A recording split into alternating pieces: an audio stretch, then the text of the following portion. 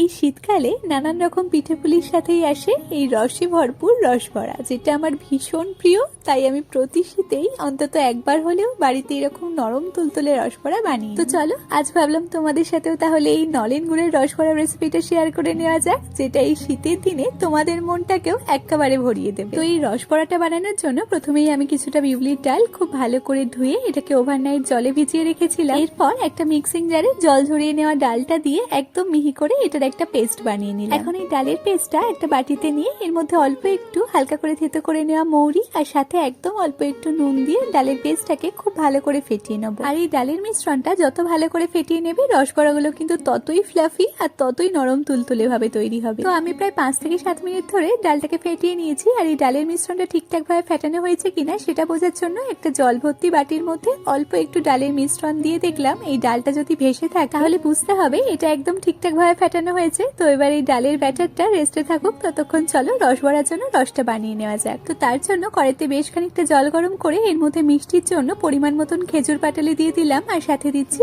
একদম অল্প একটু ফাটিয়ে নেওয়া এলাচ। আমি এখানে প্রায় 500 গ্রাম পরিমাণ খেজুর পাটালি ব্যবহার করেছি, তবে তোমরা চাইলে এটা চিনি দিয়েও তৈরি করে নিতে পারো। তো এখন আমি নেড়েচেড়ে গুড়টাকে খুব ভালোভাবে জলের সাথে মিশিয়ে নিয়ে এটাকে ওই 3 থেকে 4 মিনিট মতন সময় নিয়ে রসটাকে ফুটিয়ে নেবো। আর রসটা হালকা একটু চিটচিটে হয়ে এলে তারপর গ্যাসের ফ্লেমটাকে অফ করে দিলাম। তো ব্যাস, তাহলেই আমাদের রস ভরার জন্য রস একদম রেডি। তবে খেয়াল রাখবে এই রসটা যেন খুব বেশি ঘন না হয়ে যায়। এখন আমি বড়াগুলোকে বানিয়ে নেবো। তো তার জন্য একটা কড়াইতে বেশ খানিকটা সাদা তেল গরম করে এই তেলের মধ্যে অল্প অল্প করে রস ভরার জন্য বানিয়ে রাখা ডালের ব্যাটারটা দিয়ে বড়াগুলোকে মিডিয়াম ফ্লেমে উল্টে পাল্টে ভালো করে ভেজে নিয়ে তারপর এগুলোকে তেল ঝরিয়ে এক এক করে তুলে নিলাম। এবার এই ভেজে নেওয়া বড়াগুলোকে গরম রসের মধ্যে দিয়ে কিছুক্ষণ ঢাকা দিয়ে রেখে দেবো। তো ব্যাস, তাহলেই আমাদের একদম নরম তুলতুলে রসে টইটুম্বু রসবড়া একদম রেডি। তাহলে আজকের এই সহজ রেসিপিটা তোমাদের কেমন লাগলো অবশ্যই কমেন্টে জানিও। আর এই শীতকালে তোমরা বাড়িতে কোন কোন পিঠে বানাও সেটাও কমেন্টে জানিও। কিন্তু আজকের মতো তাহলে এটুকুই, দেখা হচ্ছে তোমাদের সাথে আবারও কাল নতুন একটা রেসিপি নিয়ে। ততক্ষণ সবাই খুব ভালো থেকো